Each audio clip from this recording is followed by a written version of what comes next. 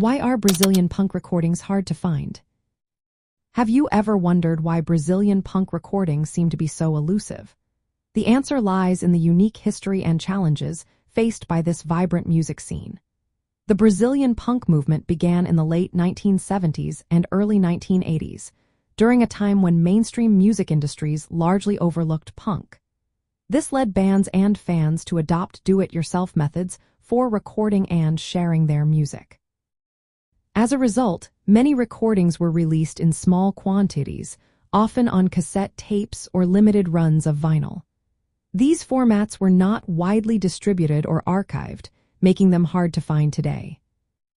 Economic factors also played a significant role in this scarcity. Many punks in Brazil could not afford imported vinyl records, which were often expensive and difficult to obtain.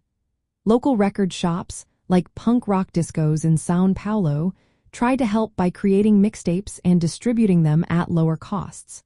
However, these efforts were still limited in reach and quantity.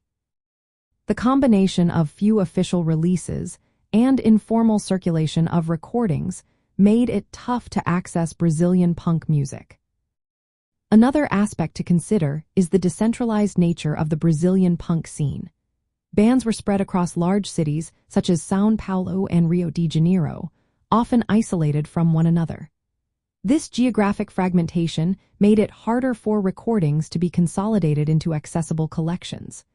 Many bands operated outside commercial systems, recording demos or live shows that rarely saw formal releases.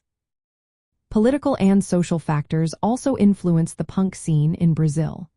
Punk often carried strong anti-establishment and anti-capitalist messages, aligning with grassroots movements.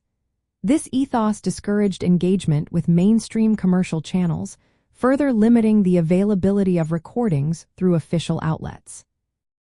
In later years, Brazilian punk continued to thrive underground, with subgenres like Grindcore and Crust punk maintaining independent production and distribution networks.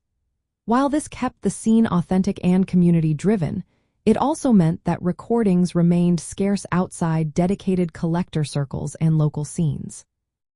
For fans and researchers, accessing Brazilian punk recordings often means relying on second-hand markets, tape trading, bootlegs, and reissues by specialized labels. Although digital archiving and online sharing have improved availability somewhat, many original recordings still remain rare and hard to find. So, the difficulty in finding Brazilian punk recordings stems from the scene's underground roots, limited resources, economic barriers, and a strong do-it-yourself ethos that prioritized underground distribution over wide availability.